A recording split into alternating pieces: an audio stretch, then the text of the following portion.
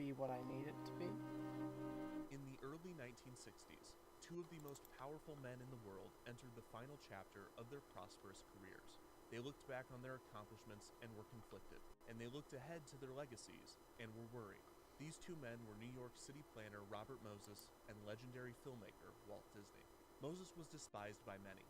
His controversial and destructive housing strategies had made him a villain in the eyes of many New Yorkers. Walt was beloved by many, but he now worried that he had spent his life distracting humanity rather than contributing to it. In a way, both wanted what the other had, and fittingly, their solution was the same: the 1964 New York World's Fair, the greatest fair ever built. But to Moses and Walt, it was merely a means to an end. It was the gateway to their legacies.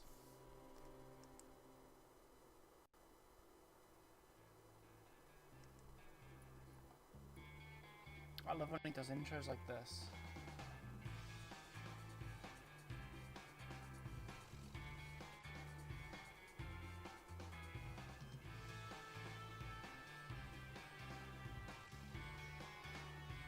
Season 3!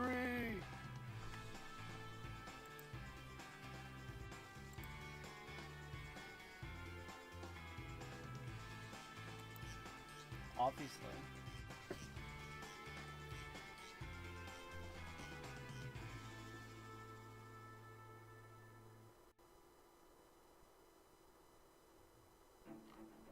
Robert Moses Park.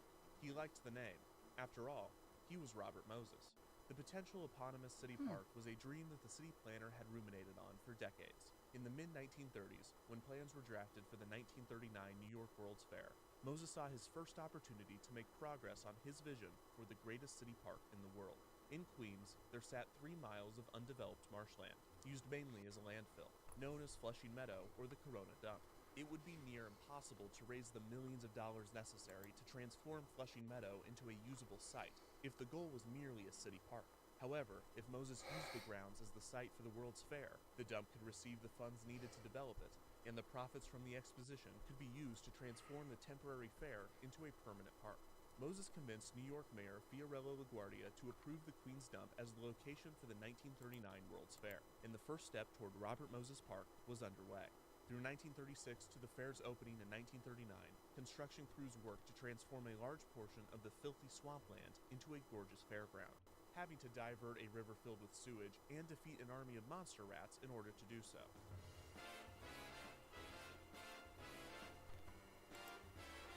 I wonder where he sources the music for this stuff. The 1939 New York World's Fair continued the thematic trend started by the 1933 Century of Progress Fair in Chicago. The overarching theme of humanity's progress was again at the forefront, but this time, the focus was on the future. The fair was billed as the world of tomorrow, and it featured experimental architecture and predictions of what the future may look like. It was another landmark moment in the development of futurism, and it put the promise of tomorrow in the minds of mainstream audiences. Walt Disney would contribute to the 1939 New York World's Fair, but not to its futurism. Walt Disney Productions would create a Mickey Mouse short titled Mickey's Surprise Party for Nabisco's exhibit at the fair. There would also be a special Donald Duck Day held at the exposition. Walt himself would not visit the fair in New York, but he would travel to the Golden Gate International Exposition in San Francisco that was held the same year, where the Nabisco short would also play. At this time in the late 1930s, Walt was still focused on transforming the landscape of animation, deep in production on Pinocchio and Fantasia. His contributions to the fair would be minimal and predictable. Walt Disney was a cartoonist, not a futurist. At least not yet. The 1939 New York World's Fair was beautiful and influential, but it was not profitable. Moses had excitedly helped in its development on the condition that the first $4 million of profits be used to build his park. However, despite 45 million visitors, there were no profits, and creditors only received a third of their initial investments back. This was blamed in part on World War II beginning within months of the fair's opening, as well as mismanagement by the fair organizers. While the exposition had certainly helped improve the infrastructure of Flushing Meadow, the remains were far from a city park. Bankrupt exhibitors left their pavilions in tatters, and there was no money to dismantle them. Moses was technically closer to his park, but it appeared as though the dream was just as far away. 20 years later, little progress had been made, but this was about to change.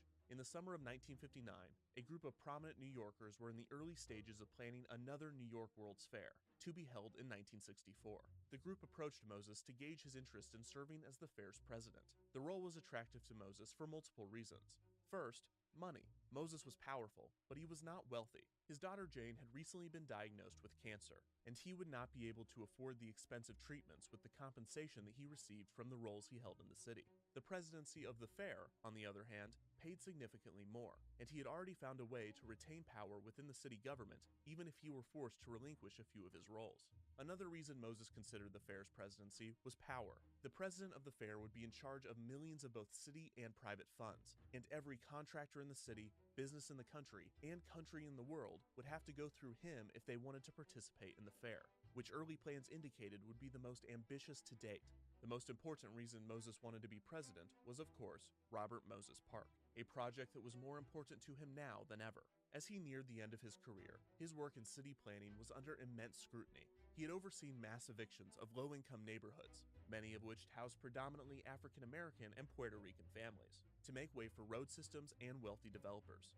Moses had acquired unprecedented power by holding countless roles within the city, none of which were elected positions, and New Yorkers had caught on to his tactics. If he died then, in 1959, he would certainly be remembered as the man that had destroyed New York. He did not want his legacy to be in his housing projects. He needed it to be in his park projects. There was more class to public parks, and if he were able to see through his dream of creating the greatest city park in the world, a positive legacy would certainly be secured. For all of these reasons, Moses accepted the role of the fair's presidency. Walt was also in a very different place than he had been in 1939. He had grown disinterested in animation, in part due to the studio strike in 1941. He had then moved on to theme parks, revolutionizing the industry with Disneyland. But by 1960, the park was more or less running itself. And while he had plenty of ideas for future attractions, his mind was focused on what would become of his empire after he was gone. Would the studio and the park continue to operate in his absence? And more importantly, how would he be remembered? By all accounts, he would be known as one of the greatest visionaries in entertainment of all time. But Walt wanted more. He wanted to be remembered as a visionary, period. He wanted to help society and solve real-world problems. He wanted to do more than provide nostalgic escapism, so he was planning a project of his own. Walt was dreaming of something far more ambitious than a city park, but in order to pull it off, he needed respect outside of entertainment. He needed to prove himself on a world stage. After accepting the role of the fair's presidency, Moses began planning the exposition, but in reality, he was planning his park. Moses set forth a series of measures to ensure that once the fair was over, his elaborate park would be built. First, he focused nearly all of the fair's construction funds on landscaping, infrastructure, and anything else that would roll over into the park once the fair ended. Will there be anything lasting at this one? Oh, yes, indeed. In the first place, we'll have several new buildings, but over and above that, we're going to finish Flushing Meadow Park. The landscaping will be here, the trees will still be here. About half the utilities have been put in on a permanent basis, so they'll stay. While it was typical of fair organizers to design and construct the fair's most prominent buildings, Moses spent most of his effort on the buildings that would remain in his park after the fair. He delegated the majority of the structures to their respective sponsors, forcing them to pay for their pavilion's construction costs, and as a consolation, allowing them control over their designs. This was not normal, as nearly every World's Fair had a cohesive art style. But if the sponsors were designing and constructing their pavilions independently of one another, the exposition would surely have a random and incongruent appearance. Also atypical of fairs, Moses charged sponsors rent for their pavilion spaces. Even more telling, the rents he charged were heavily inflated. Moses also gave contractors monopolies, and they charged pavilions astronomical rates for everything from maintenance to garbage pickup. The most controversial of the measures to ensure that Robert Moses Park would be exactly to his liking was Moses's rejection of a proposal to expand New York's mass transit lines to the fair. This was an attempt to prevent minorities and the lower class from being able to visit his exposition, and more importantly, his park. Another consideration of clientele was Moses's decision to remove the Midway at the 1964 fair. The Midway was a tradition of World's Fairs, one that began at the 1893 Columbian Exposition and included in almost every fair since. Midways thrived off of irreverent amusements, cheap thrills, and sex appeal, and thus, they were responsible for pulling large crowds through the fair's gates. However, Moses detested this kind of entertainment, and the people that enjoyed it. He had tried to eradicate it on Coney Island and other New York boardwalks, and he was not going to allow it at his fair. When the news broke, headlines read that Little Egypt and the Hoochie Coochie, a popular show that Well, was no wonder the guy was fucking would hated. be banned. In a Jesus. statement, Moses, threatening the world with a bad time, said, quote, "We are admonished that our appeal must be somewhere below the Adam's apple." Moses' crusade against the spicy below-the-neck area of the human body angered local perverts and general fun-havers alike. After this, it was misreported that the new dance craze, the twist, would not be allowed at the fair, and in subsequent statements, Moses clarified that he would allow the dance. Still, Moses' midway restrictions meant that he would need an alternative form of entertainment to draw visitors. It had been decided to run the fair for 2 seasons, one in 1964 and another in 1965. The fair would need to attract 70 million visitors in order to pay back the city, its creditors, and still have enough funds left over for Moses' park. This need for visitors and No, for real. amusement Like, attractions motivated Moses to pick up jeez, the that's like that has me tugging my fucking collar. Moses set aside You 8 could acres of not space at the be fair more of a for the village, yikes and he reached if out you to Walt tried. in the hopes that he and his amusement design firm, Wed Enterprises, would design and construct it. Some articles suggested that Moses even offered the space in the park permanently for an Eastern Disneyland. Walt was skeptical that his amusements would last after the fair was complete, and turned down the project. But Moses, desperately needing Walt Disney attractions at his fair, suggested an alternative. Walt could design pavilions and attractions for major American companies. Walt was way ahead of him. Wed was holding preliminary meetings with multiple corporations about partnering on projects for the fair.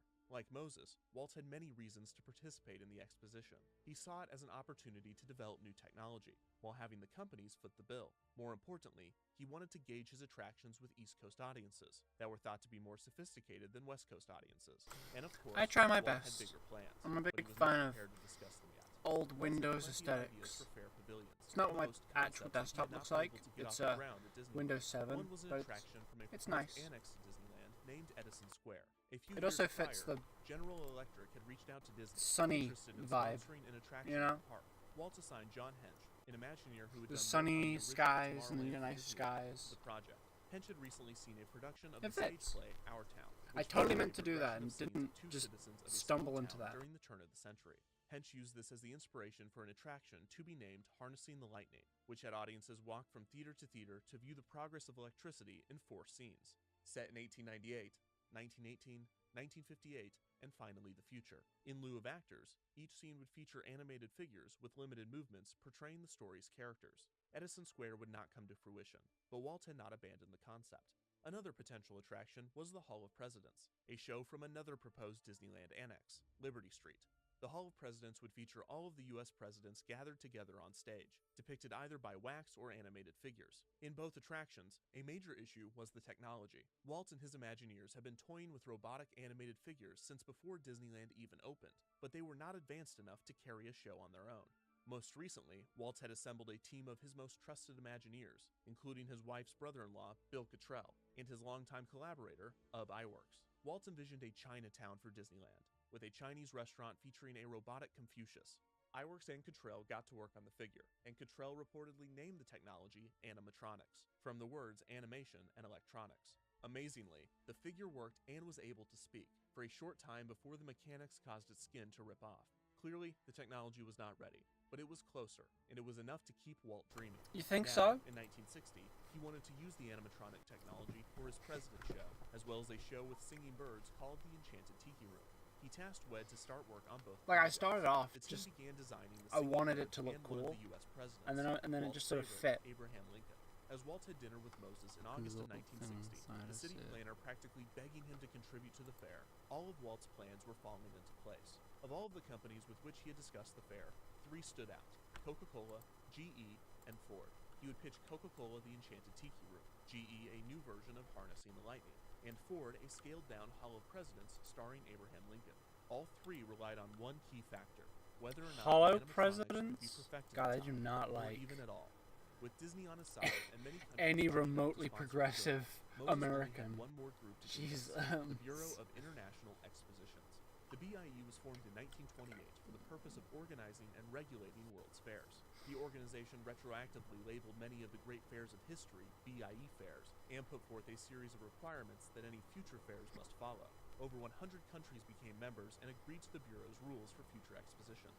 Despite most of the world joining the I'm very glad I made the United follow States sound, never the ratified goose, the treaty, because but my still ears immediately participated perked up when I heard it. I was like, what was that? All in all, a Was that my classic follow? move from the United States. Moses flew to Paris in late 1960 to give BIE approval for the fair. Competing for the slot was a proposed exposition for Seattle in 1964, named Century 1. This was important because the BIE did not approve two fairs in the same country within 10 years of each other. Moses presented the fair, assuming that New York was a shoo-in. However, the BIE objected, citing multiple stipulations that the New York fair would break. First, BIE fairs could only run for 6 months. Second, BIE fairs could not charge rent to other countries. And finally, BIE fairs could not have a trade fair section, which Moses was planning. Moses did not take the objections well, outraged that his proposal was not immediately approved. The BIE chose to give approval to the Seattle fair instead. Seattle's fair planner, Ewan Dingwall, said, quote, "It was the hardest sell ever undertaken by the Pacific Northwest.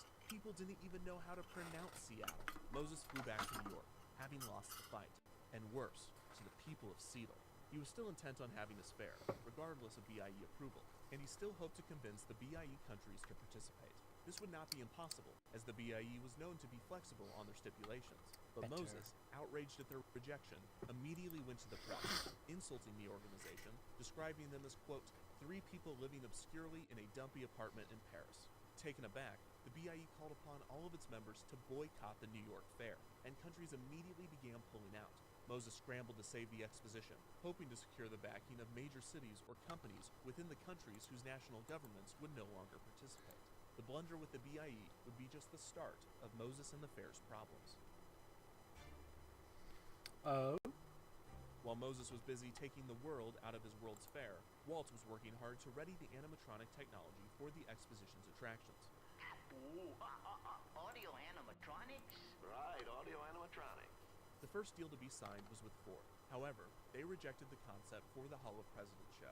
The company was more interested in an attraction in which guests could ride in chauffeur-driven Ford cars.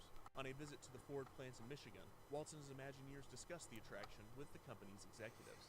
The dark ride, to be named Symphony of America, would take guests on a test track and then on a journey through American landscapes, from the Croc. Florida Everglades to the Grand Canyon. Of There he course, is! this would mean more animatronics, albeit simpler than those needed to animate Lincoln. While discussing the concepts, Walt explained to Ford the technical issues that would arise. I with love these independently fucking piloted cars. vehicles. They're As so they toured the cool. facility, Walt Wish noticed you a could make series cars of like workers that. transporting materials Wish you still on an did. assembly line. This Well, gave him cars an idea. nowadays are What if really Ford cars unappealing could to push look through the at. attraction with a similar series of wheels? If I'm gonna When get hit by a Ford car, at ride least make it like system, a but nice not with the looking proposed car. show.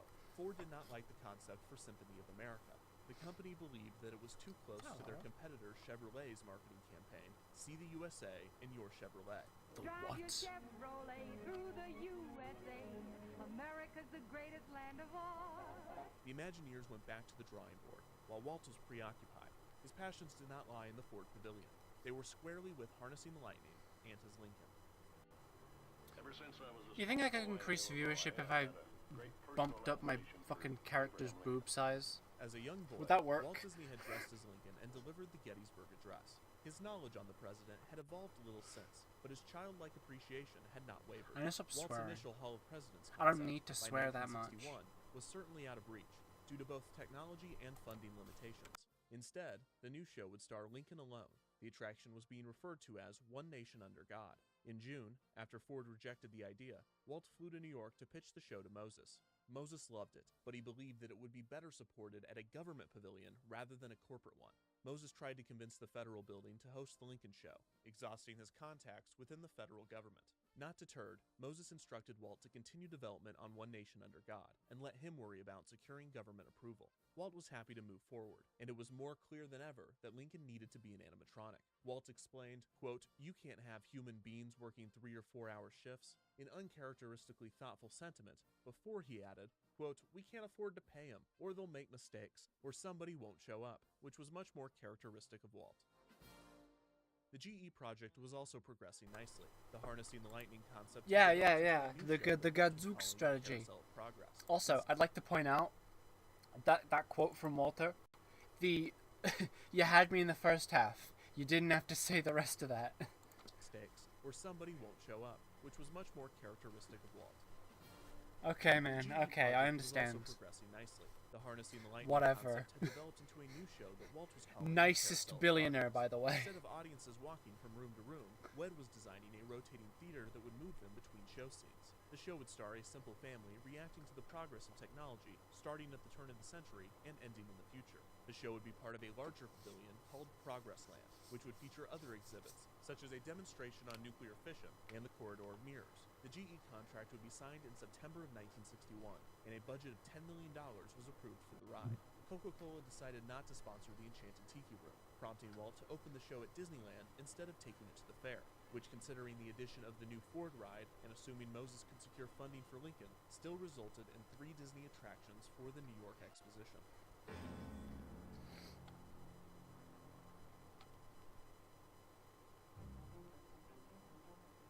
Heading into the spring of 1962, with less than 2 years remaining before the fair opened, exhibitors and executives grew nervous. The BIE campaign had resulted in a cavalcade of bad press, with Moses' past controversies not helping the prospects of the fair.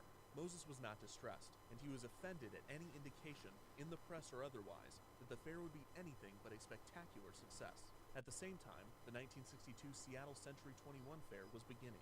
The more traditional fair would be praised for its architecture, and especially its icon, the towering Space Needle. But Moses was not worried. His fair would be better, and it would certainly be bigger. In terms of acreage alone, the 1964 New York World's Fair would be nearly 10 times as big as Seattle, but it was having trouble filling that much space. Through a series of press conferences, Moses revealed new pavilions and sponsors, slowly filling in the fair's noticeably empty layout. While he hoped the press would focus on the new additions, they always focused on the lack of attractions overall, which only angered Moses. Moses became more rude toward members of the press as they wrote negatively about him, and in retaliation, the members of the press wrote negatively about him. It was a vicious cycle that was only hurting the fair and Moses' legacy, but there were more concerning critics to worry about. In early 1962, African-American activist groups threatened to picket the fair, as no one on the fair committee was black, and very few people of color had been hired by the labor unions. What a surprise! Gadzooks, I'm so Moses surprised. asserted that he was a man that believed in merit, not quotas, a difficult position considering the proposed quota was 1 and there were 200 people on the committee. In March of 1962, the federal government launched an investigation into the fair to determine why there was no African Americans involved, as if they couldn't already guess.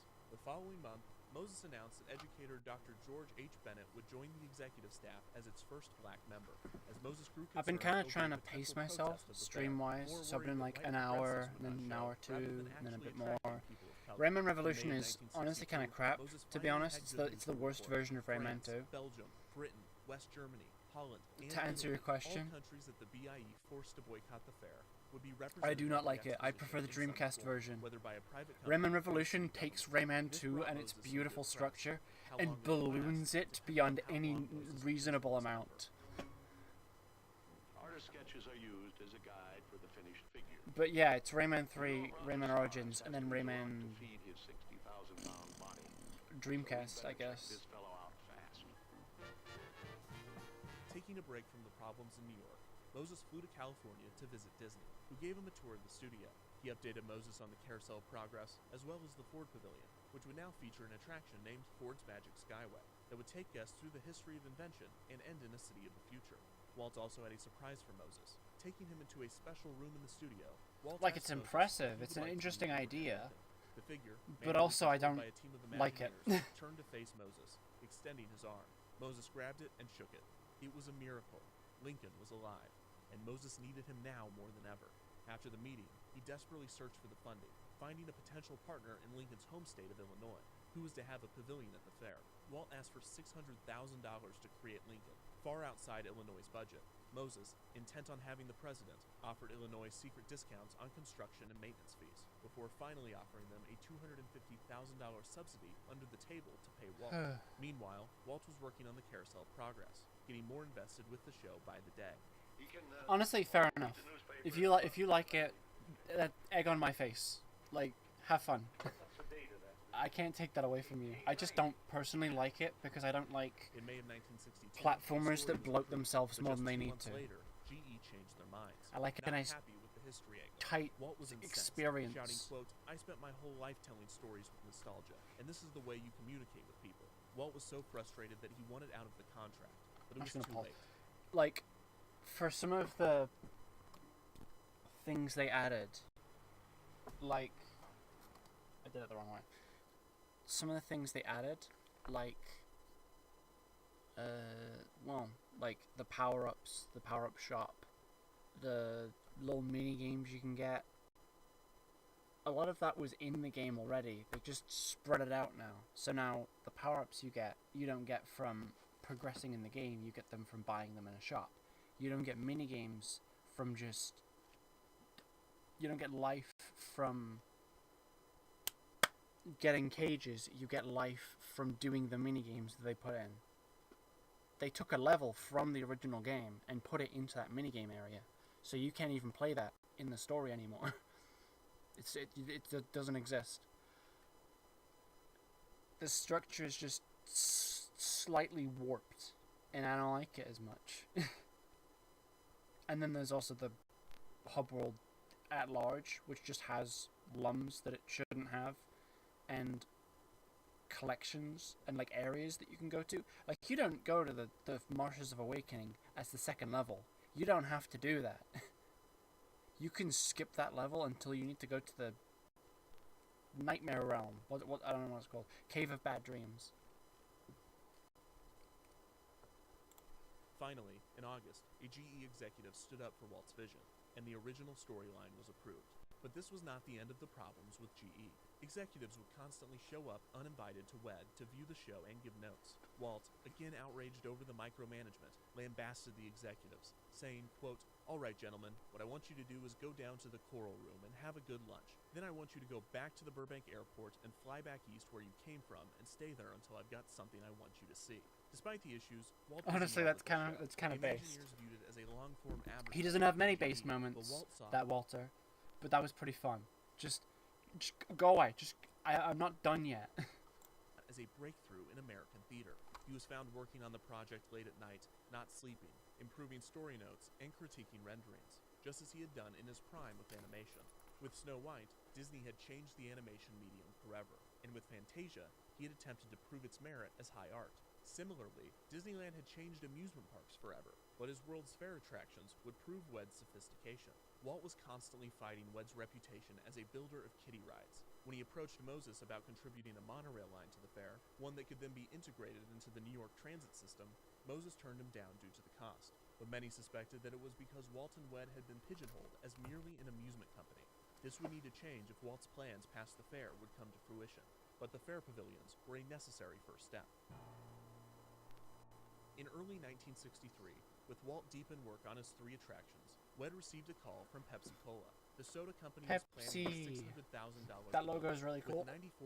That logo is really cool. Exhibit space to benefit the United Nations Children's Fund. Pepsi had a huge problem. With a little over 13 months left before the fair opened, they had no plans for the space. Hearing that WED was developing attractions for the fair, Pepsi was hoping that Walt would build another for their pavilion. Admiral Joe Fowler, who had been with Disney since the construction of Disneyland, was the one to answer the phone. Explaining that WED was already busy with 3 attractions and that there was not enough time, Fowler turned Pepsi down. Walt soon learned of this and confronted Fowler, saying, quote, "I'll make those decisions." As if to prove a point, he then he's like, "No, I want to do that. Don't tell me what to do." Disney was now working on 4 shows. I can see why he might not be fun to work with, actually. Walt told WED that he was envisioning a small boat ride with animated dolls representing the world's countries, all singing their respective national anthems. The result was an incoherent that's mess. really cute, but also could be very racist. Be careful, Walter. Languages, to be written by He the won't be in-house careful. songwriting duo, the Sherman Brothers, who were also lending their talents to the Carousel Progress, penning its theme, "It's a Great Big Beautiful Tomorrow." The Sherman Brothers' theme for the boat ride would be named "It's a Small World," which would also become the name for the attraction. After the initial design work was not to Walt's liking, he assigned Mary Blair, a Disney artist known for her unique design style and brilliant color work, to assist on the project. Another Imagineer, Raleigh Crump, was assigned to create a whimsical, kinetic marquee that would be named the Tower of the Four Winds. The One Man Under God show, eventually renamed to Great Moments with Mr. Lincoln, was coming along incredibly. The figure certainly looked like the man. To start with, we were fortunate in being able to secure this life mask of the 16th president. How do we get this, Blaine? This is actually a copy of an original life mask by the sculptor Leonard Volk in Chicago in 1860. Before Lincoln was president. Before Lincoln was president. Before he had a beard. That's right. The harder aspect was the voice. The Lincoln scholars consulting on the project wanted the actor that had portrayed the president in the 1940 film Abraham Lincoln in Illinois. But Walt wanted Royal Dana, who he had seen play Lincoln on the Omnibus TV series. Hey, look, it's the Dana immoral. was invited to give his lines.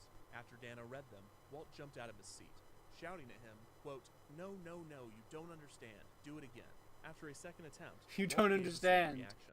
Then, What don't I quote, understand, Walt, Walter? still Please not happy do with the inform me. results, instructed his team to sing the battle hymn of the Republic, before having Dano try a fourth time. Dano, now uncertain of his performance and tired, gave a much different read, and Walt was thrilled. He wanted No, to that's trouble fair. Lincoln, a Lincoln that had seen the horrors of the war, and instead of just telling Dano that's what he wanted, he decided to Well, break the him purpose himself. is just, While the voice of it's Lincoln was story broken, reasons. so You was get the them to robot, save the who was not world. able to perform That's consistently. like the whole And thing they after a tell you poor about the start of the performance game. fair organizers, Waltz called upon UB Iwerks to help fix it. By April of 1963, it was performing better, but improvements still needed to be made. Illinois officials were impressed with the figure when they visited, although some had hesitancy about the nature of reanimating a dead man. Walt assured them that it was Hey, being done it's, with you did it for utmost real though, respect with and care, art. and their nerves You were didn't do eased. it with AI, so I think you did okay. The theme of Moses' fair was peace through understanding, and given the massive amount of controversy and hostility coming from the city planner, the irony was not lost on anyone. The BIE, the press, and civil rights groups, all of which continued to criticize Moses and the fair, were soon joined by art critics, noticing that Moses' decision to allow independent pavilion design had in fact resulted in a fair that was at best uninspired and at worst ugly. The icon of the 1939 New York World's Fair, the Trilon and Perisphere, was impressive, futuristic, and inspiring. The 1964 fair would feature the Unisphere as its icon, depicting the Earth in stainless steel. Art critics dismissed the work as trite and unimaginative. From Moses' perspective, everyone was against him. As the fair prepared to open in April of 1964, reports emerged that the construction would not be completed in time. These reports were correct, but Moses would not tolerate them. These assuring reports everyone were that the fair would correct. be completely finished by Oh. opening day, which it Oh would not be. dear. Moses' insistence on the fair's full completion kept the press engaged on the matter, and they consistently reported on any delays or issues with construction. The exhibitors at the fair were also fed up with Moses and his exploitation. Spain, the only nation to defy the BIE's boycott, was so upset at the unreasonable garbage collection fees that the organizers threatened to dump their trash into the Unisphere pool. Things were not going well. Moses still needed the enormous turnout of 70 million people. The fair had cost $30 million to build, and it cost an additional $300,000 every day to operate. And in the end, he still needed $29 million in profit to build his dream park. This meant that he would need an average of 220,000 visitors every day. This was the number that his creditors and the press clung to, waiting in anticipation for April to see if he could meet it. In the weeks leading up to the fair's opening, reports emerged that a large Stalin protest was being planned for opening day by civil rights groups. The 1963 March on Washington had occurred less than a year prior, and the Civil Rights Act of 1964 had yet to pass the Senate. The groups saw the fair as a symbol of hypocrisy. Here were governments, corporations, and elites holding hands, predicting utopia, while just outside, people were fighting to actually achieve it. Of course, the optimism via corporation was an old trick, famously employed in 1933 to ensure that when the public thought of the future, they thought of American industry. 30 years later, the gimmick was proving ineffective as more of the public was becoming enlightened to the injustices around them. James Farmer, the National Director of the Congress of Racial Equality, stated that the Stalin's purpose was to, quote, spotlight the issue between the glitter and fantasy of the World's Fair and the real world of discrimination. This frustrated Moses, but he was smart enough to keep quiet on the issue for once. Adlai Stevenson, former governor of Illinois promoting the pavilion, was equally outraged. After all, they had a robot Lincoln to protect. Quote, civil wrongs don't make civil rights, Stevenson told the press, adding that Lincoln would be ashamed, as he had a, quote, vigorous insistence on obedience to the law. Lincoln, the first president to suspend habeas corpus, was not available for comment, mostly due to the fact that he still wasn't working. On April 20th, 2 days before the fair's opening, the Illinois governor and other officials came to the pavilion to view Lincoln. Walt, anxious about the animatronics performance, paced throughout the other fair pavilions, before finally arriving at the show. He was right to be concerned. The Imagineers could not get the animatronic to work. Walt broke the news to the officials, and a few of the Imagineers, tired and disappointed, cried over the failure. While Lincoln was not ready, the other pavilions were. It's a Small World, Ford Magic Skyway, and even Walt's favorite, the Carousel of Progress, worked incredibly, and he was proud of the work.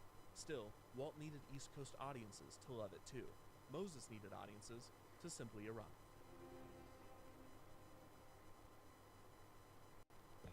220,000 people a day. This number still loomed as Moses and officials threw open the gates of the fair on April 22nd, 1964.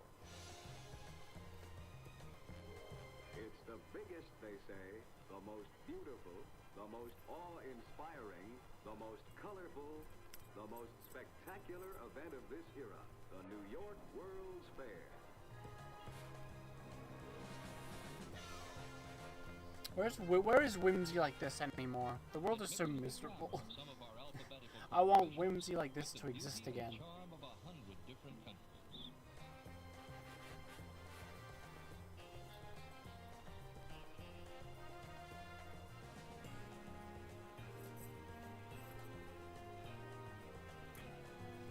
Like there is so much intrigue into other countries that we just don't have anymore. Communicate via picture phone, travel via suspended monorails, visit Sinclair's Unless you dining can't room actually area, speed, in and which of case, yeah, he course, does do that. experience the multiple Disney pavilions.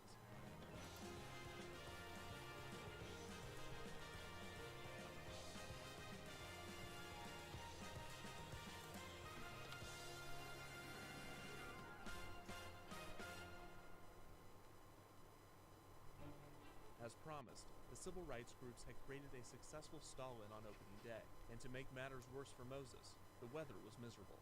The final attendance, 49,642 visitors, far short of the 22,000 people that Moses had needed. The city planner blamed the opening day attendance on the protests and the weather. For the following day, with no stall-in and perfect weather, only 88,000 visitors showed.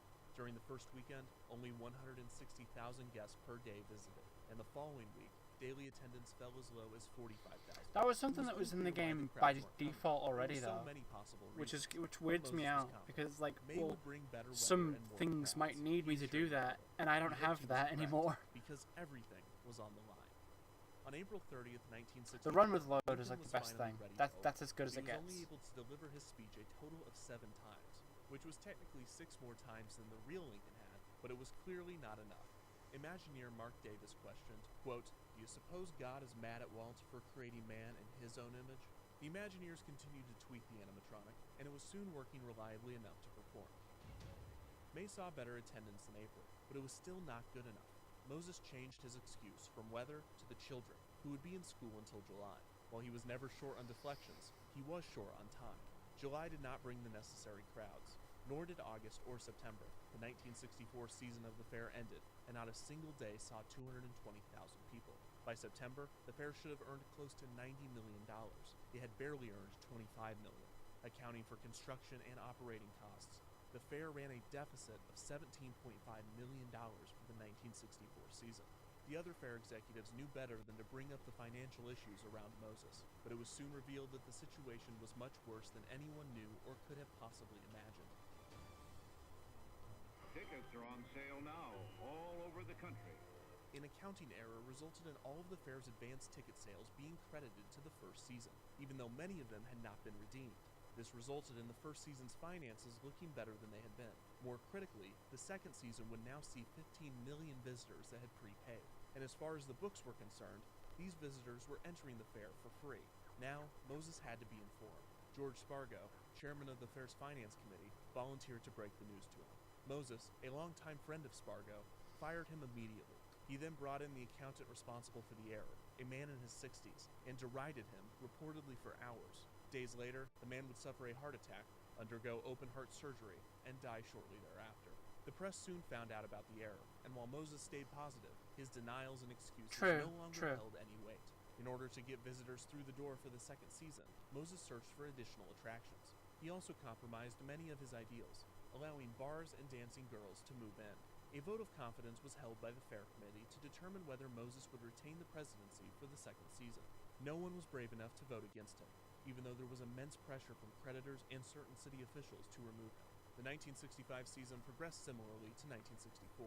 Before the season started, it was clear that there would be no profit for Robert Moses Park, and as the summer of 1965 did not see spectacular crowds, it was also apparent that the fair would not be able to pay back the city or the creditors. Moses' dream was lost, and his legacy solidified.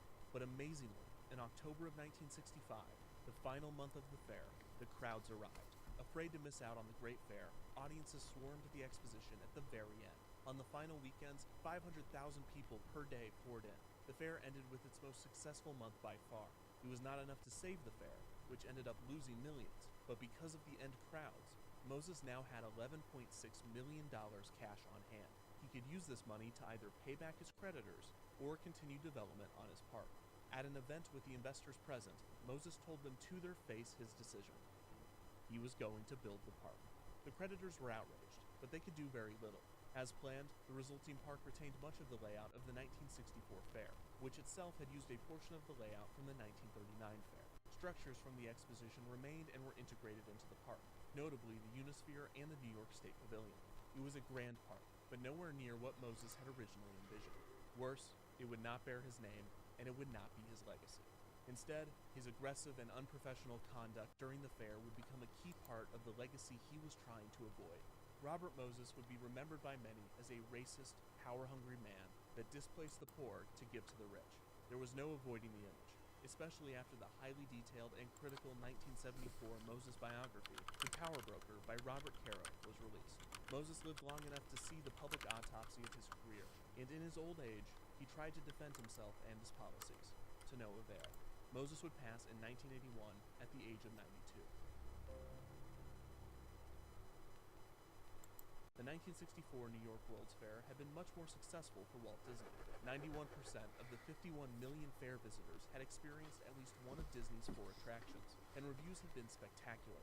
The East Coast was not too sophisticated for Disney, and through the attractions, Walt himself had proved that his team was more capable than many had believed. Walt moved It's a Small World and the Carousel of Progress to Disneyland after the fair. Great Moments with Mr. Lincoln had already been cloned for the park during the fair's second season. He wanted to move Ford Magic Skyway as well, but Ford declined. Walt instead took the dinosaur animatronics and placed them in a diorama along the Disneyland Railroad. Walt also recruited the fair's vice president, Major General William Joe Potter, to work with Walt on his post-fair plans. Unlike Moses, the fair had helped Walt get closer to his big project, the plans for which were now on display. As Disneyland guests rode the Carousel of Progress, rotating past its final scene, they were invited to rise from their seats and walk, not out of the doors behind them, but forward, onto a moving walkway. This walkway took guests to the second floor of the attraction, where they would find a massive model of a futuristic city.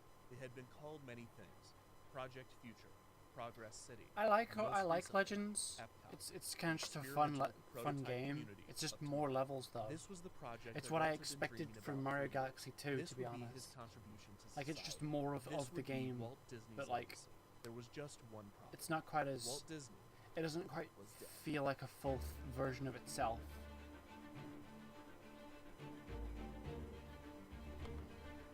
Oh, we're done.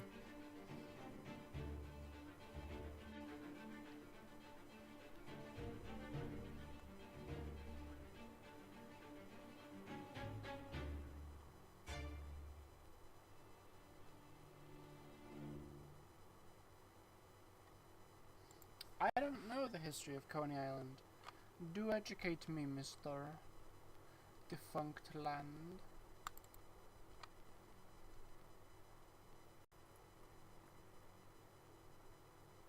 It'll load, give it a sec. I would like to tell you a few stories of a place like no other. The setting, New York, New York, the most populated city in the United States. However, these stories do not take place under towering buildings or on crowded streets. Instead, on an island just off of the city's coast, with attractions big and small, famous and infamous. Some called it America's Playground, others the Nickel Empire. Its critics called it Sodom by the Sea. These stories, 5 to be precise, each star a different person, all characters in their own right. While not entirely comprehensive when told in succession, these stories reveal a history filled with theatrics, frustration, audacity, intrigue, conspiracy, and thrills of all kinds. Welcome to Coney Island. Welcome to the show.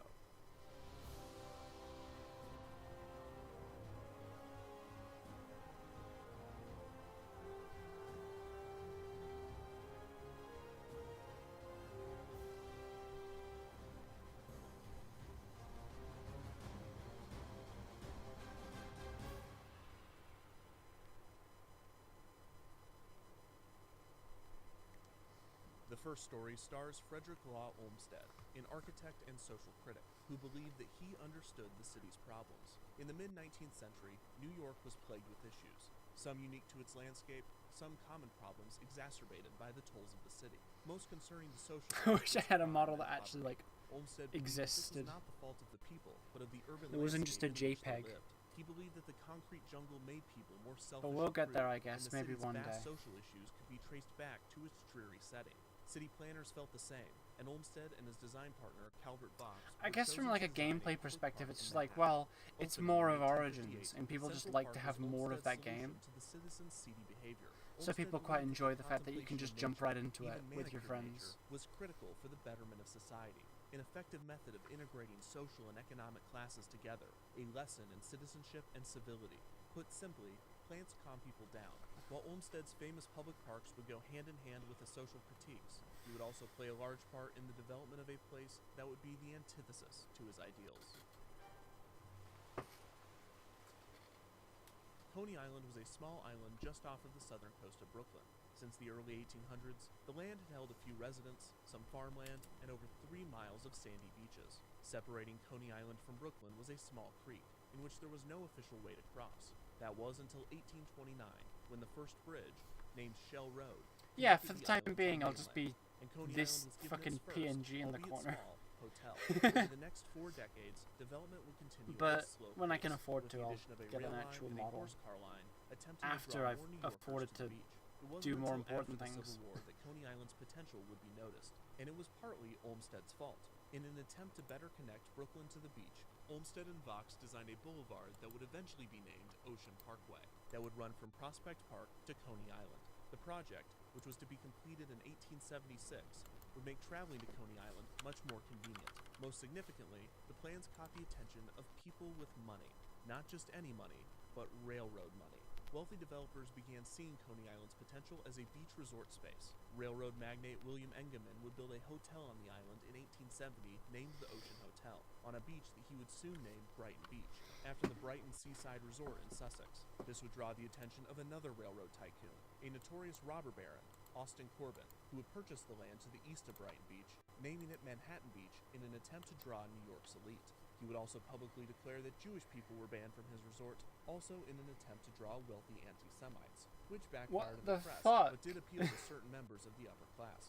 As Engelman and Corbin continued to grow the resorts tailored to the moderately wealthy and the purely wealthy, the rest of Coney Island would see development really appeal fucking to those rude. that were less fortunate. This area would become known as West Brighton. A significant portion of West Brighton would be owned by railroad investor Andrew Culver. Another portion would be controlled by the Sea Beach Railroad Company. Culver and Sea Beach would compete with one another, both building rails to the beach, as well as vying to construct the longest pier.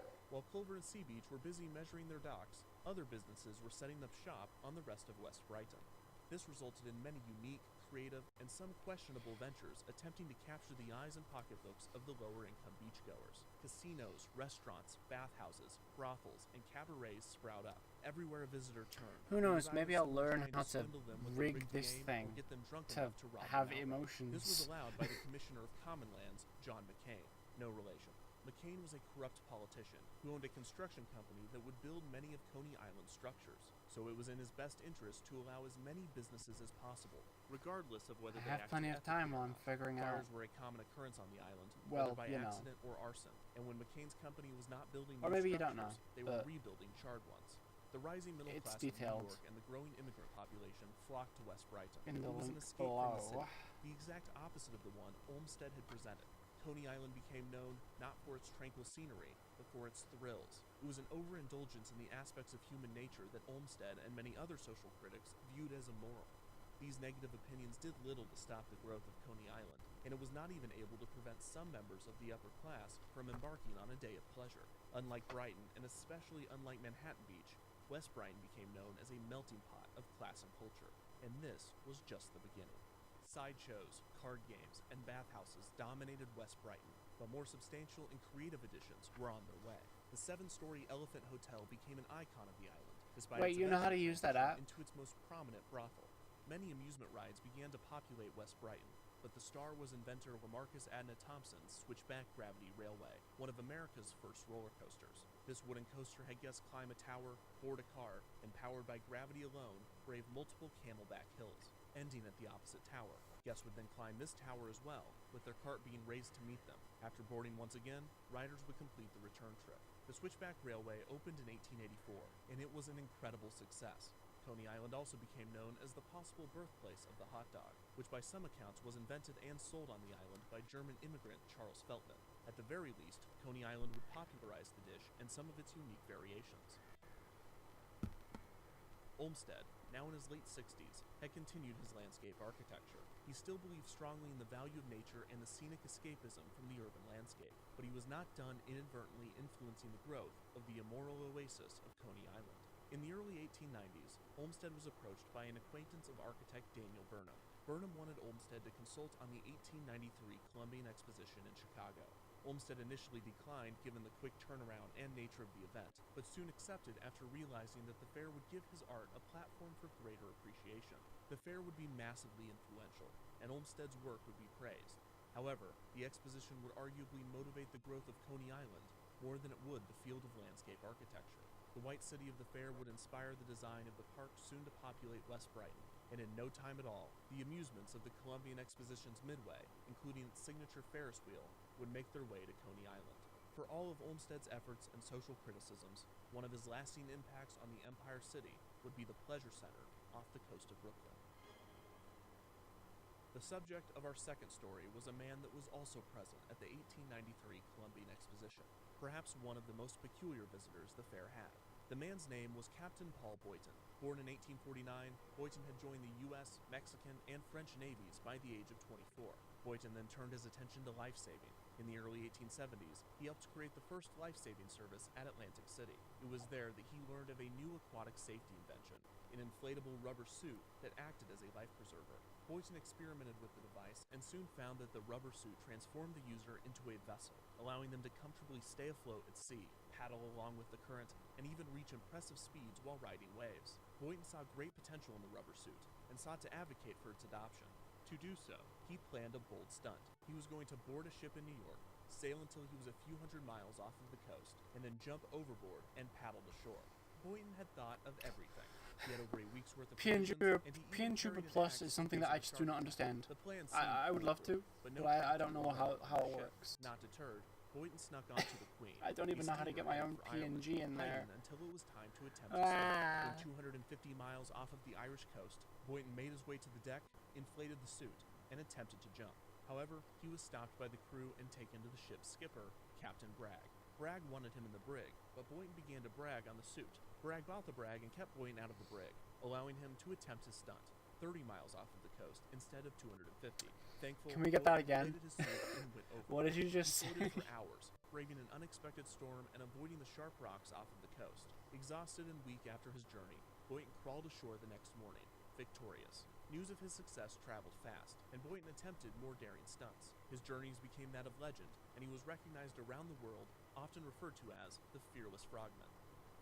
In the late 1880s, he joined Fearless Frogman before semi-retiring in the early 1890s, when he transitioned from a daredevil to a showman. In 1894, he opened Boyton's Water Chutes, a unique park in Chicago, combining the thrills of the Midway that he had viewed at the 1893 Columbian Exposition and the model used by the circuses in which he traveled. Boyton created what many refer to as the first modern amusement park, by asking visitors to pay an admission fee before entering a gated park full of mechanical attractions. The signature attraction would be Shoot the Chutes, a new water ride concept that Boyton had viewed in Europe. By the time Paul Boyton's Water Chutes opened, Boyton was already dreaming of a second park, eyeing a piece of land on New York City's Coney Island, around 20 acres near the Elephant Hotel on West Brighton. The park would also feature the exciting Shoot the Chutes water ride, as well as North America's first looping coaster, the Flip Flap Railway. Designed by inventor Lena Beecher, the uncomfortable ride had guests brave a circular loop, resulting in intense G-forces that disoriented or injured riders. Boyton's Park would be named after the park's elaborate water shows, which featured performers demonstrating some of Boyton's signature aquatic contraptions, accompanied by trained sea lions. Boyton's West Brighton Park, named Sea Lion Park, would open on July 4, 1895, as Coney Island's first amusement center. It was marketed as a clean, both, quote, morally and physically, environment. The success of Sea Lion Park was overwhelming. In the first few seasons, the crowds could not be controlled. On some particularly busy days, people were renting bathing suits so quickly that the staff had no time to wash them. Instead, guests returning them simply handed their used suits directly to the next renter. To keep up with demand, Boynton would add one of the first Old Mill rides. An Old Mill ride is a boat ride through dark tunnels. This encouraged couples to hold one another in the darkness at a time where any public physical touching was considered taboo. That behavior was reserved for the privacy of the home or the giant elephant brothel a few yards away. Boynton would also add caged wolves and a ballroom to the park. In 1901, I guess another I'll looping coaster dedicate named some Loop time to was that added. after This stream. ride featured an elliptical loop, reducing the pain and discomfort caused by the flip-flap railway's inversion. However, by this point, it was becoming more difficult to compete with the other attractions of Coney Island. The main commercial traffic of West Brighton did not draw crowds naturally to Sea Lion Park, which was closer to the island's less friendly bars and restaurants. With fewer and fewer guests coming to the park, Boynton made a last-ditch effort to bring the crowds back, investing $100,000 in improvements ahead of the 1902 season. This included the purchase of Topsy, an elephant that had killed a spectator the previous month, labeling her as a bad elephant and generating a media frenzy, one that Boynton was That's hoping not how to take elephants advantage work. of. Despite the I think attempt you at a stressed it out. revitalization, a rainy summer season in 1902 negated Boynton's efforts. Now in his mid-50s and having operated the park for 8 seasons, Boynton seemed ready to move on, and when he was approached by 2 men to sell Sea Lion Park, its attractions, and some of its animals, he agreed. These 2 buyers were motivated by another person who was present at the Columbian Exposition in 1893, a man named George Tilliou. Tilliou, like Boynton, was a showman, but while I'm writing Boynton that down. traded in bravery, Tilliou was intelligent, even-tempered, as cool as an icebox. He could sell sand to beachgoers, which he actually did on Coney Island at the age of 14. His father owned a restaurant and hotel on West Brighton, so the island was all Tilliou ever knew, and he knew it well. At the age of 20, George, with the help of his father, built Coney Island's first vaudeville theater and created a boardwalk outside, which would become one of Coney Island's main avenues of commerce, being dubbed the Bowery. Despite the Tilliou's efforts to keep the area decent and family-friendly, John McCain's corrupt business partners soon infiltrated the Strip. However, McCain's unethical practices would finally come under scrutiny in 1887, when he was investigated by the State Department. No one dared testify against McCain. No one, except George Tilliou. Unfortunately, nothing came of the investigation, no doubt due to McCain's influence. In retaliation for blowing the whistle on his operation, McCain made it nearly impossible for the Tillious to do business on Coney Island, forcing them out of many of their ventures. But George Tilliou remained, and lucky for him, a political shakeup in 1894 led to McCain's imprisonment for election fraud. With the powerful boss of West Brighton banished, Tilliou was finally able to expand his operations on Coney Island, having been inspired in the meantime.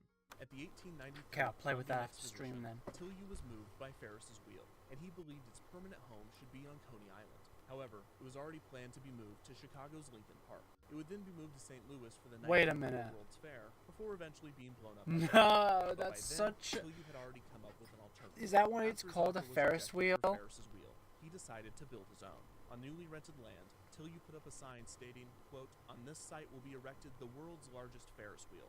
This was not the case, but Tilliou would succeed in renting land near the valley I guess for a that 125-foot makes sense, Ferris wheel, but half it's the so size of weird Ferris's to think original about. attraction. That, To oh, pay it's for just its someone's construction, name. Tilliou Okay. leased the land immediately surrounding it to other vendors, and Tilliou himself owned other amusement rides throughout West Brighton, such as the aerial slide, an early predecessor to the zip line, the intramural bicycle railway, and the double dip chutes. In 1895, Tilliou took notice of Captain Paul Boynton's Sea Lion Park and its effective admission setup. Tilliou realized that he could build a similar park, simply by centralizing his various attractions on the lucrative land on the Bowery.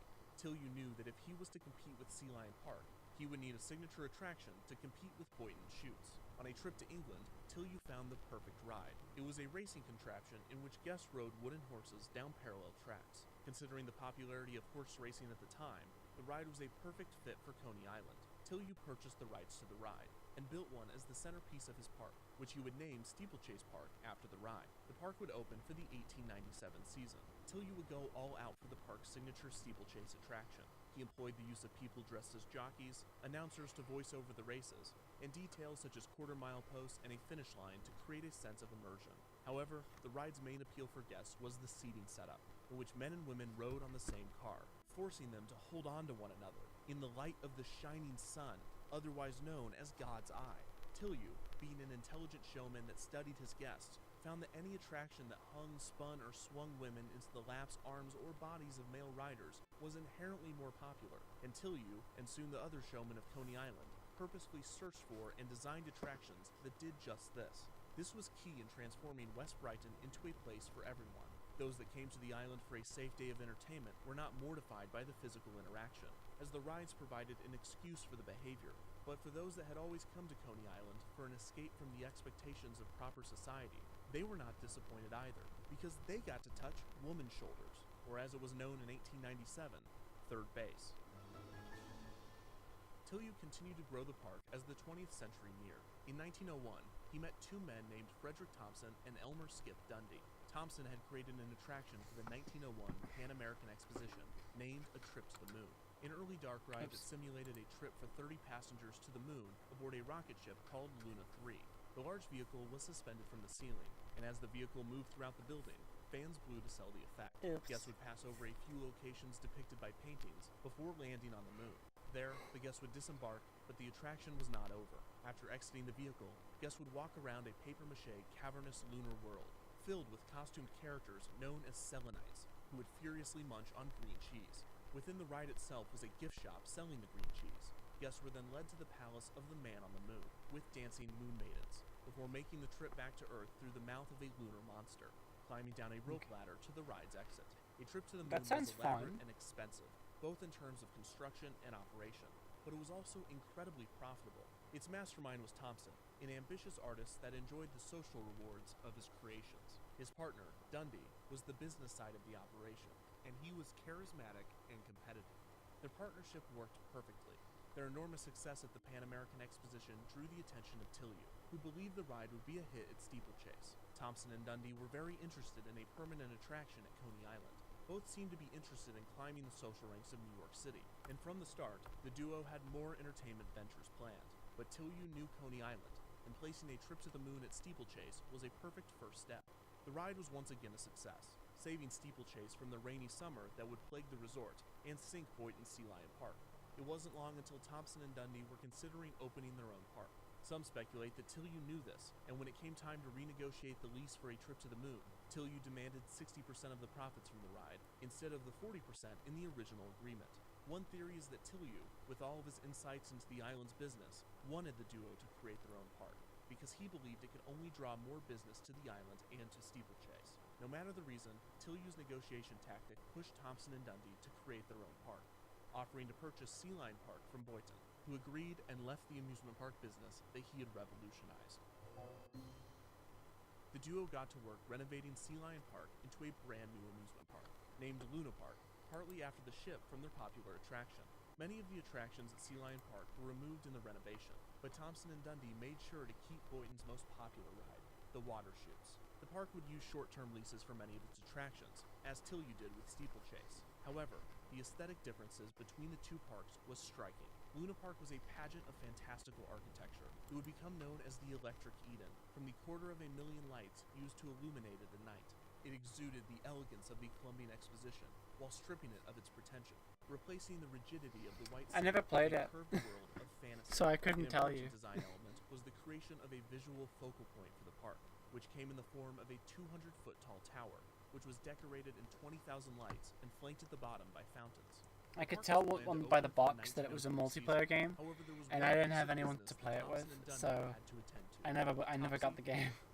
The duo had inherited almost everything from Boynton, which included his animals, and while animal trainer Carl Hagnebeck would put on shows at the park, Topsy the elephant would not be part of them. Thompson and Dundee made an effort to turn Topsy's bad reputation around, showcasing her transporting the dirigible from A Trip to the Moon in its move from Steeplechase to Luna Park. However, they soon gave up on the creature after having to fire its trainer, a notorious drunk, for letting the elephant loose on the streets and riding her while he was intoxicated into a police station. Since Thompson and Dundee were running low on construction funds in early 1903, just a few months before their opening season, they decided to put Topsy down by hanging her from the neck in front of a paying audience. This caused the American Society for the Prevention of Cruelty to Animals to step in. The ASPCA refused to allow Thompson and Dundee to charge admission, and they took issue with the plan to hang Topsy from the neck on the grounds of cruelty. Alternatives were discussed. What if they could poison Topsy with cyanide, or electrocute her, or perhaps choke her to death with a mechanical winch? The What am I American supposed to Society say? for No, Prevention don't of do that to the Cruelty fucking Animals animal. said that Don't all do three that. would be perfect, and Thomas Edison's company, who would assist in the The electric very revolution, intelligent, they could very film data emotionally and sell the complex footage on animal. kinetoscopes. The more the merrier, said Thompson, Dundee, and the American Society for the Prevention of Cruelty to Animals. Topsy was poisoned, electrocuted, and choked on January 4th, 1903. The ASPCA said that they had, quote, never seen a more humane manner of causing death, which unfortunately was probably true at the time. After this, At the time, construction okay, continued. New rides were understandable, created for Luna Park, understandable. such as the War of the Worlds, in which guests would view a simulated naval battle with miniature ships. Another attraction inspired by the works of Jules Verne, named 20,000 Leagues Under the Sea, had guests enter a submarine and look out of portholes. The submarine was then submerged, and over 3 miles of canvas on multiple spools passed by to give the illusion of a voyage to the North Pole, complete with refrigeration equipment simulating the change in temperature. Not all of the signature rides would be ready by opening, but this would not matter. Luna Park was an immediate and massive success. Its beauty dazzled guests, and it showcased the true potential for the concept of an amusement park. 50,000 people entered the park on Memorial Day, and Luna Park was soon a destination, drawing millions of paying guests in its first season. Its brilliant design helped the park avoid the trouble that Boynton Sea Lion Park had in attracting crowds, and the park increased more friendly foot traffic to its section of West Brighton. The park helped improve Coney Island's image as a whole significantly, further separating West Brighton from the corrupt days of McCain and Company, and bringing it into a new era of elaborate entertainment and dazzling thrills. Tillyou, still operating Steeplechase Park, was not left out of his former collaborator's success. Whether Tillyou had correctly predicted it or not, the competing park did result in an increase in attendance for Steeplechase. Coney Island now had 2 modern amusement parks. Outside of and they would soon speedrunning be again. joined By a third. Are you a Luna Park's speedrunning success was past? destined to draw You might be. imitators, and it did so quickly. One visitor to Luna Park in its opening season was William H. Reynolds, a wealthy Brooklyn real estate developer and former New York State Senator. Using his political connections, Reynolds rumoredly convinced the sheriff's office to auction a significant portion of West It's like a Brighton real bad guy estate in a that had been seized from McCain after his 1970s movie. Reynolds purposefully bid modestly, trying not to reveal his interests and intentions to build a park to other developers. He even purposefully lost both bids, but it was soon revealed that the winners were working for him. Reynolds then began seeking investors, attracting many wealthy and some corrupt New Yorkers, including William Engelman, the founder of Brighton Beach that no longer wanted to miss out on the revenue of the pleasure kingdom west of his resort. Construction began in October of 1903, and the park, to be named Dreamland, was set to open toward the end of the 1904 Jeez. season. Despite it being created in a greedy I wish I could have attempt to dip slept into more. Luna Park's profits, I did sleep enough, Dreamland would but I not be wanted a to sleep cheap more. knockoff.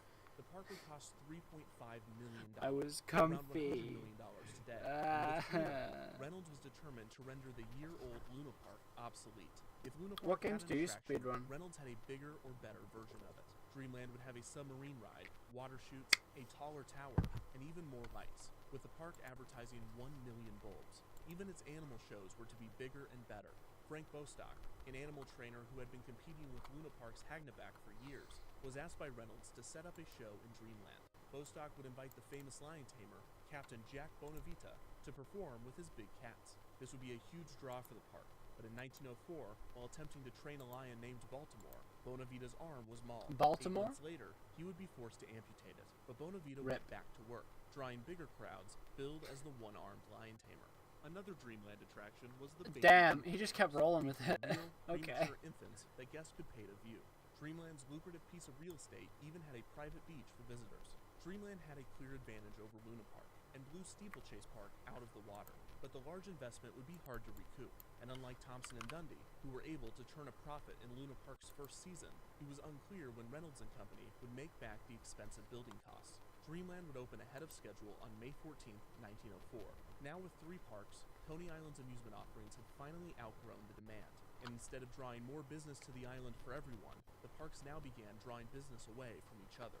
Tillyou had to quickly improve Steeplechase to compete, making modifications for the 1905 season, famously adding the suggestive and creepy Funny Face, What? which would become an icon of the park. But Tillyou did not have the budget that Thompson and Dundee or Reynolds had, and his competitors were not waiting for him to catch up.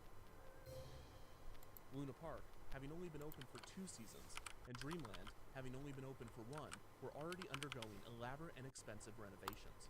Dreamland's submarine attraction was replaced by Hellgate, a thrilling ride in which guests traveled in a boat down a whirlpool and beneath the Earth's surface, achieved by a funnel slide into a long tunnel with dark ride scenes. Luna Park would change their submarine attraction to a ride called Dragon's Gorge, an indoor roller coaster that took guests to the North Pole, the Grand Canyon, You play a lot and of them, even huh? Hell. Dreamland would add Creation, You're a speedrunner an Metroid attraction game? from the 1904 St. Louis World's Fair. Creation was a moving panorama and illusion-based show depicting the story of Genesis for audiences. The attraction was impressive, but the real draw was the 40-foot-tall statue of a bare-breasted angel at the entrance. The depiction of a naked woman was inappropriate at the time, but there was not the expected outrage, as religious groups came to the statue's defense, claiming that breasts are okay if they're for Bible reasons. This was yet another example of Coney Island Look, finding the it perfect may be overlap between Gooner, conservative but it's families religious and Gooner. liberal It's okay. Coney Island remained a relatively accepting and tolerant environment. Relatively. Many of the bathhouses were segregated, and the parks featured human zoos, Lilliputian villages, and blackface, among other exploitative attractions. There were some opportunities for minority-run shows and businesses, such as inventor Granville T. Wood's Figure 8 roller coaster, one of the first electric coasters.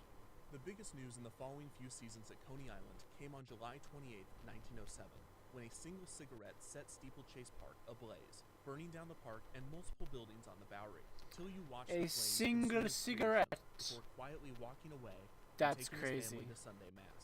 While his park continued to burn, the next day, Till You returned, walked on the ashes of Steeplechase, and placed a sign stating, quote, "I have troubles today that I did not have yesterday. I have troubles yesterday that I have not today. On this site will be erected shortly a better, bigger, greater Steeplechase Park. Admission to the burning ruins, 10 cents. Tilly was true to his word, and he rebuilt Steeplechase, adding his own personal Crystal Palace, the Pavilion of Fun. This enclosed many attractions into a weatherproof I building play built like of fireproof Dread steel and concrete. Zero Mission all the Pavilion time. of Fun housed the Insanitarium, or Blowhole Theater. The attraction began with couples going through a dark passage called the Doghouse. They then emerged onto a bright stage. Upon standing, women would find their dresses blown up by compressed air, while two carnival actors, a clown and a little person, would spank men's backsides with an electric prod and a slapstick respectively. As a couple would escape, they would have to pass a sliding floor covered in barrels, which made them fall over even more and expose their underwear, all to an audience of people who had just had the same experience. The protection from the rain alone made the Pavilion of Fun a huge success. The voyeurism was just icing on the cake. The fire resulted in a voyeurism, better park, okay. and the new Steeplechase was more equipped to compete with Luna Park and Dreamland. It's Also always in interesting 1907, seeing what Skip like Dundee would die of counts pneumonia, as leaving risque Thompson to run their in venture specific alone. times. Without his partner, Thompson's lavish spending and drinking would result in him losing Luna Park to creditors in just a few years after. Like you Dundee's show death. In the anyone next from few this years, time Steeplechase, play Luna Park, period and a Dreamland VTuber, entertained they just Coney Island. combust on the Despite spot. They just business die. being good, Reynolds and his investors were not profiting. The initial investment was just too high, so in 1910, Reynolds made a desperate attempt to cash out. You haven't The played plan was simple. Fusion? Reynolds would buy back You Dreamland need to finish bonds from it. his investors at a discounted price. You The play investors Dread. understood that their choice was between selling their bonds to Reynolds at a discount, taking a small loss from their initial investment, or keeping the bonds, which, in the case of bankruptcy, would result in a much more substantial loss. Once Reynolds had collected a significant amount of discounted bonds, he would then sell Dreamland to the city at an inflated price using his political connections. The city would then assume Dreamland's debts. Reynolds would profit the difference between the bond's original value and what he bought them for. Even if the city did not pay the debts in full, any debt payments made would be issued in order of seniority, and if Reynolds could collect enough bonds, he would theoretically be the first to benefit. There was one issue with this. Even if Reynolds' allies in the city were willing to buy back the land, they would need an explanation for the citizens. There was no way that the city could justify buying the expensive, debt-ridden amusement venture. However, they could justify buying land for a public park. But that would require all of the attractions and buildings to be removed, which came with more monetary and political issues. If only there was another way. Dreamland's 1911 season began on May 27th, or at least it would have. Early that morning, at around 1:30 a.m., a crew was working on the roof of the Hellgate attraction. All they needed to do was fix a few leaks, and the popular ride would be operational for another season at Dreamland. But instead, this is when everything would go wrong. Everything. Suddenly, the light system for the cruise began to explode. In the darkness, one of the crew members knocked over a bucket of hot tar, setting Hellgate ablaze, which is quite fitting. Luckily, Dreamland had a state-of-the-art firefighting system. Unluckily, it wasn't working. Fire crews, which were only a few hundred feet away, raced to the scene, grabbing the hoses only to find that there was no water pressure. Some had to place their hands over the nozzles just to enable the stream of water to reach the fire. At this point, more of Dreamland was in flames, and the entire island was aware of the fire. People gathered around to watch the show, while Luna Park and West Brighton's hotels began to preemptively hose down their buildings, only making Dreamland's water pressure worse. Dreamland's tall, iconic tower was set ablaze. By then, it was clear that Dreamland I genuinely was like, burned, yeah. but there were You still say things inside you that say needed to be insert saved, Kirby. namely I thought of the Dreamworld animals in and Australia. the babies. Despite reports I might claiming put that that one the on infants next. were killed in the fire, all of the incubator babies were later found to be saved. The same could not be said for the animals. Colonel Joseph Ferrari, the animal trainer that had recently purchased Bostock Circus, and Captain Jack Bonavita rushed into the flames. They began to unlock the animals' cages and prepared to move them to safety. With the cages unlocked and the move beginning, it seemed that many of the animals were going to be saved. Then the firemen cut the power to the park. In the darkness, the animals attacked one another, and Ferrari and Bonavita rushed out, reportedly shooting many animals on their way to put them out of their suffering. Black Prince, a famous lion, was able to make it out, but was then promptly shot by the police. 60 animals perished in the flames. The fire continued throughout the early morning, and by sunrise, Dreamland was gone. The estimated damage was $5.2 million. Reynolds could only collect around $400,000 from insurance, as insurers were notoriously wary of placing policies on the fiery island, where most of the structures were made of wood. However, Reynolds was not determined to rebuild as Tilly was. A few contemporary historians question whether Reynolds had anything to do with the fire, or at the very least, whether he had a hand in any of the factors that prevented it from being extinguished. There is no proof that Reynolds was behind the blaze, but he certainly benefited from it. With Dreamland gone, the city could justify buying back the land, doing so for $1.8 million, despite the official estimate being $1.5 million. Reportedly, Reynolds' bond scheme worked, and he ended up profiting off of Dreamland, despite its failure to turn a profit and the fact that it was completely destroyed by flames. With that, Reynolds was done with Coney Island, and the golden age of the island's amusement There he park is, was over. Kirby. For our final story, we find Coney Island 20 years later, in the early 1930s, during the height of the Great Depression. All of our previous characters have passed. George Tillieu from pneumonia in 1914, Frederick Thompson from Bright's disease in 1919, Captain Paul Boyton from pneumonia in 1924, William Reynolds from heart disease in 1931, Captain Jack Bonavita from a polar bear in 1917. Steeplechase and Luna Park are still operating, but their glory days are behind them. The final story of Coney Island stars a new character, a man named Robert Moses. Moses was born into a well-off family. His father, a real estate mogul and department store owner, moved his family we're back to New this York guy before again. Moses was 10. Moses would go on to earn a PhD in political science from Columbia. He then networked his way into the company of Al Smith, who after becoming governor, appointed Moses to Secretary of State. By this point, Moses, as many social critics had thought before him, believed that he had the answer to the city's problems. But unlike Olmsted, Moses' plan was not as flowery as a return to nature. Moses wanted to turn New York into an automobile haven, with many expressways and bridges, and if they destroyed a few low-income neighborhoods in the process, so be it. Moses had a complicated relationship with the lower class, in that he did not seem to like them very much, but definitely could not say that out loud. After becoming the commissioner of New York City's Department of Parks in 1934, Well, maybe if you can't say it out Moses loud, took you control shouldn't over say it at not just all. parks, but beaches as well, which gave him control over Coney Island.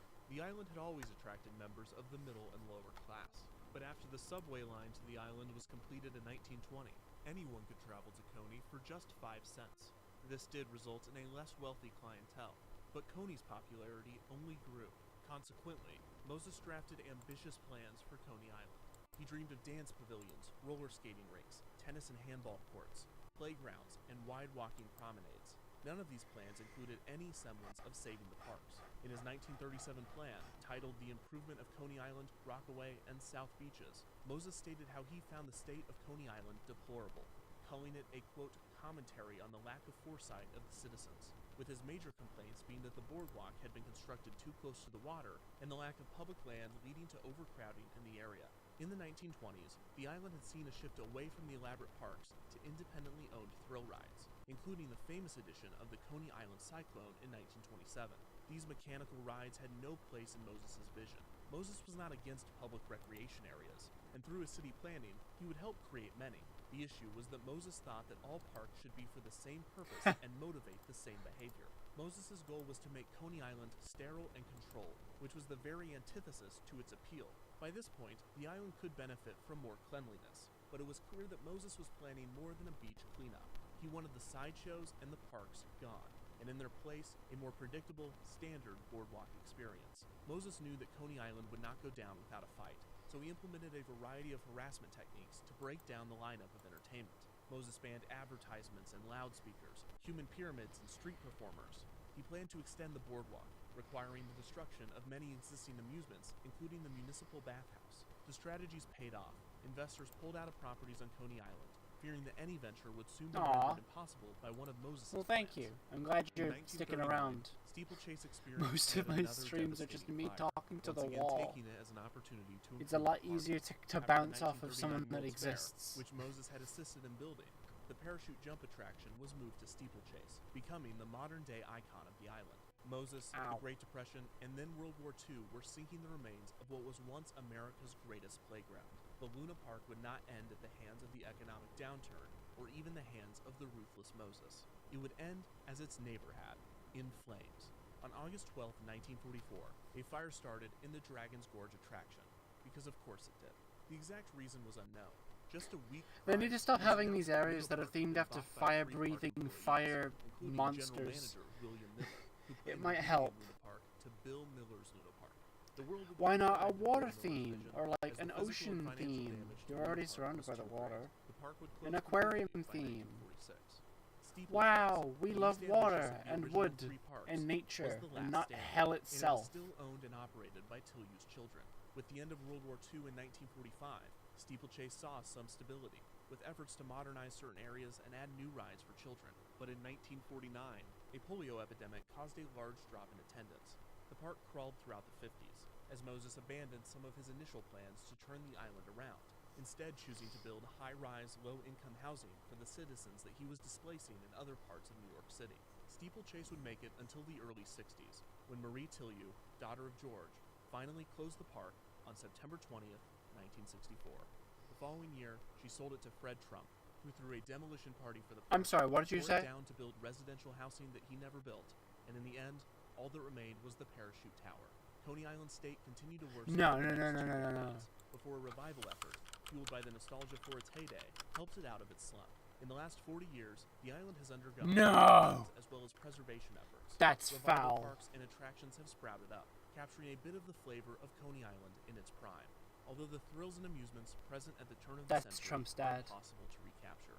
Sea Lion Park, Steeplechase Park, Luna Park, and Dreamland were key in establishing the concept of the modern-day amusement. Dreamland While died, also laying the groundwork for elaborate and theme parks. hell At came their from peak, that. They were glorious and elegant works of art that showcased a type of escapism that soon spread throughout the rest of the country. Their demise was a tragedy, but their very existence was a miracle. Wow. As for Moses, his urban planning projects in New York extended far past his hatred of Coney Island.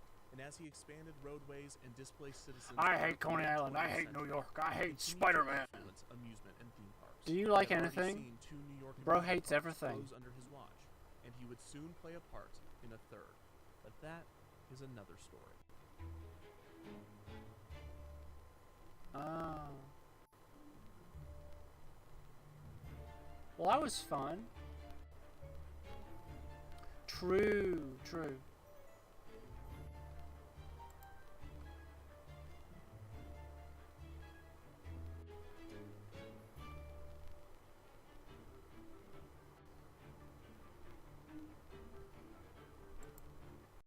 Okay, well, I'm kind of done, but I want to figure out how to raid someone, and I'll send you there.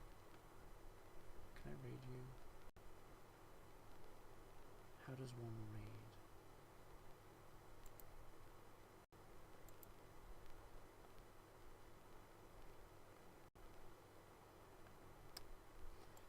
I don't know. I don't know, Pam.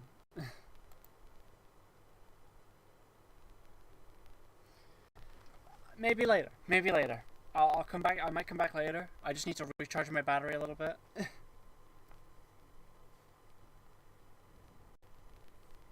It says maybe, Rayman, okay? It said maybe. and you were good, but also I'm out of energy. I'm slowly pacing myself with streams, and we have done like 2.5 hours. I feel comfortable with that for now. But I will come back to this. I might play maybe next time. I will stream again. Just not like right now.